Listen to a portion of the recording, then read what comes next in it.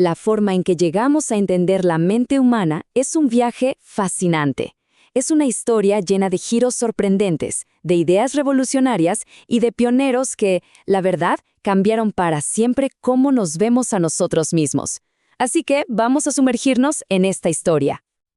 Para empezar, viajemos un poco en el tiempo, a principios del siglo XIX. En esa época, los manicomios, aplicaban unos tratamientos que hoy nos parecerían sacados de una película de terror, brutales y extrañísimos. Uno de ellos, e imaginen esto, eran meter a los pacientes en sillas especiales y hacerlos girar y girar, a veces por horas. La idea era que así podían literalmente reorganizarles la mente. Entonces, la gran pregunta es, ¿cómo pasamos de eso a la terapia como la conocemos hoy? Porque, seamos sinceros, el camino desde esos métodos tan crueles hasta una simple conversación compasiva es sin duda una de las revoluciones más grandes e importantes de nuestra historia. Bueno, nuestro viaje arranca con un cambio de mentalidad gigantesco, uno fundamental, la idea de que los problemas mentales no eran un castigo divino o un fracaso del espíritu, sino una condición médica, una enfermedad. Pensemos en la Edad Media. Alguien como Juana de Arco, que decía oír voces, bueno, la conclusión era simple: brujería, posesión demoníaca. Pero por suerte llegó el Renacimiento, y con él una idea completamente nueva. ¿Y si la mente, igual que un brazo o el estómago, también pudiera enfermar? De repente, el problema ya no era del alma, sino del cerebro. Un cambio radical. Claro que este cambio no pasó de un día para otro, para nada. Hizo falta gente increíble, pioneros. Por ejemplo, en un lugar llamado Geel, en Bélgica, crearon una comunidad de apoyo, algo impensable. O Philippe Pinel en Francia, que, marcado por la tragedia de un amigo, literalmente fue y liberó a los pacientes de sus cadenas. Y luego en Estados Unidos, Dorothea Dix se dedicó a destapar las condiciones horribles de los asilos. O sea, fueron ellos, con su trabajo, quienes pusieron la primera piedra para un trato más humano, más compasivo. Ok, ya veíamos el cerebro como un órgano que podía enfermar, pero el siguiente gran salto fue ir mucho más allá. Fue empezar a explorar los rincones más profundos y ocultos de la mente. Y claro, si hablamos de las profundidades de la mente, hay un nombre que es imposible ignorar: Sigmund Freud. Él llegó con una idea que, en su momento, fue absolutamente radical: que la mayor parte de lo que somos, de nuestras decisiones, de nuestros miedos, está manejada por fuerzas que ni siquiera sabemos que existen, fuerzas inconscientes. Ese es su concepto estrella, el inconsciente. La mejor forma de entenderlo es con la famosa analogía del iceberg. Lo que vemos, esa puntita que sale del agua, es nuestra mente consciente. Pero debajo, oculta, está esa masa de hielo gigantesca. Ese es el inconsciente. Y es esa parte la que, sin que nos demos cuenta, realmente dirige el barco. Y lo más curioso es que la terapia de conversación, como la conocemos, nació casi por casualidad. Resulta que un colega de Freud, Joseph Breuer, estaba tratando a una paciente, Anna O., y se dio cuenta de algo increíble. Cuando ella hablaba de sus traumas, de sus experiencias, sus síntomas mejoraban, simplemente hablando. Freud, al enterarse de esto, quedó fascinado. Y esa fue la semillita de lo que luego se convertiría en el psicoanálisis. Pero claro, el psicoanálisis no era la respuesta para todo ni para todos. Así que surgió otro gran movimiento, uno que quería llevar el estudio de la mente al laboratorio, por así decirlo. Querían convertirlo en una ciencia objetiva, medible, biológica.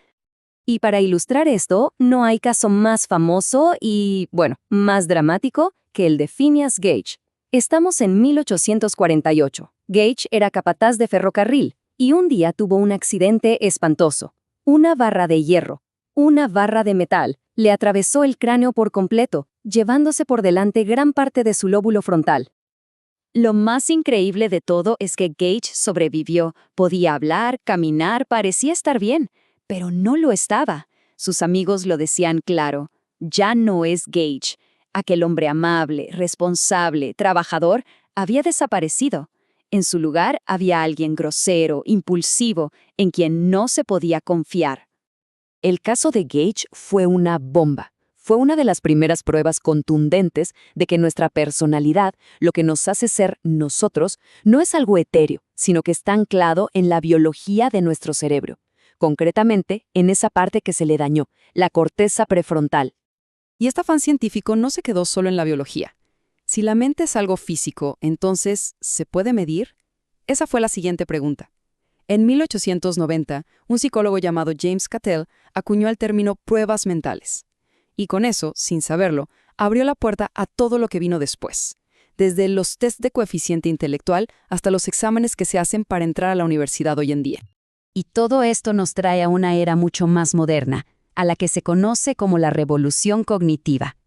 Aquí, el foco cambia de nuevo. Ahora, la estrella es el poder de nuestros pensamientos. Y uno de los pilares de esta nueva forma de ver las cosas es el modelo ABC de Albert Ellis. La idea es súper simple, pero muy poderosa. No es lo que pasa, el evento A, lo que nos hace sentir mal, sino lo que creemos sobre lo que pasa, la creencia B. Así que la consecuencia emocional, la C, no viene del evento, sino de nuestra interpretación. O sea, la clave para sentirnos mejor es cambiar nuestra forma de pensar. Así que hoy, gracias a todo este largo camino, el panorama es completamente diferente. Ya no hay una sola cura o un solo enfoque. Tenemos literalmente una caja de herramientas súper diversa. Desde terapia con animales hasta meditación, hay un montón de opciones para diferentes personas y diferentes problemas. Y lo más común hoy en día es que no se use una sola herramienta, sino una combinación, un enfoque más integral. Por un lado, la psicoterapia para hablar y entender. Por otro, quizás medicación para ayudar con la química del cerebro. También prácticas como el yoga para conectar mente y cuerpo. Y muy importante, los sistemas de apoyo, como la terapia de grupo, para no sentirse solos. Como hemos visto, el camino recorrido es enorme, impresionante de verdad, pero la historia no ha terminado. Este viaje para entender la mente todavía tiene mucho por delante. Si lo pensamos bien, la transformación es total. Pasamos de los demonios y las mazmorras al diagnóstico y el diálogo, de encerrar y castigar a entender y conversar. Es un cambio de la noche al día. Pero, y este es un pero muy grande, no podemos cantar victoria. A pesar de todo lo que sabemos, los desafíos siguen siendo gigantes. Solo para darnos una idea. En Estados Unidos, en un día cualquiera, hay unas 100,000 personas con esquizofrenia viviendo en la calle. 100,000. Es un recordatorio brutal de que aunque la ciencia avanza, nuestros sistemas de salud y apoyo a menudo no dan la talla. Y todo esto nos deja con la gran pregunta, ¿no? La pregunta para el futuro. Ya fuimos hacia adentro con el inconsciente, ya mapeamos la biología del cerebro. ¿Y ahora qué? ¿Cuál es la próxima gran frontera? ¿Será la inteligencia artificial la que nos dé las respuestas? ¿La genética? ¿O será algo que hoy ni siquiera podemos empezar a imaginar?